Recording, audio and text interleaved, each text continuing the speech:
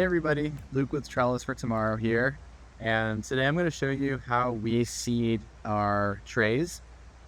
Before we put things out into the field, into the ground, we've got to make sure that we have healthy seedlings. And so I'm going to give you a little demonstration. Today I'm going to be showing you how to seed curly kale, but what I'm showing you here can be applied to most seeds, not all seeds, but most seeds can follow this general instructions. So what you're going to want to start with is make sure you have a nice clear, clean workspace. So I'm going to move my silly jacket out of the way. And then you're going to start by filling your tray. So this tray is already filled for me. And we use Vermont compost potting mix. It's a really good potting mix. And you want to make sure that it's really filled to the top. So when you fill it in, it's a good idea to kind of like pack it down and then put some more soil on it until you can see that this is just like nice and full, totally level.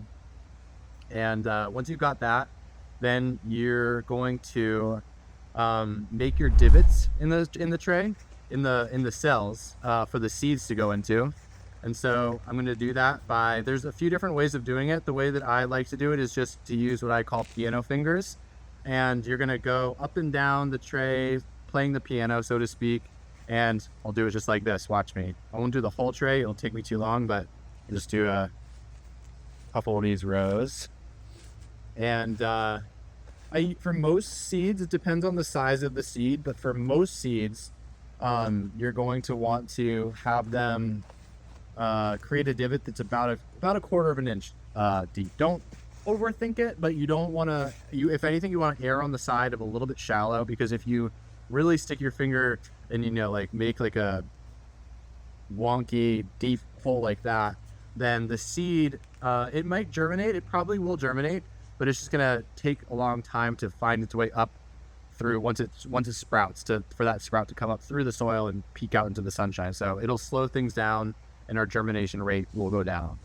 All right, so this is a nice little bowl that I'll use to hold my seeds. And so what I do is I'm going to pour them out into the bowl like so.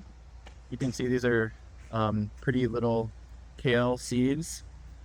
And so I hold them in my non-dominant hand. So I'm right-handed, so hold them in my left hand.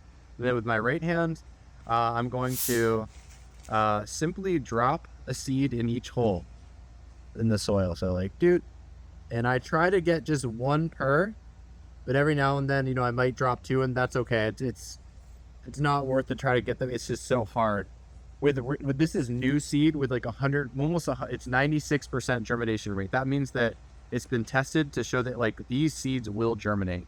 If you have older seed, or if on the seed packet it says like 70% germination rate, then it's a good idea to put 2 or 3 seeds per cell and then go back and thin. But thinning is a lot of work, and so if we can avoid it, then we avoid it.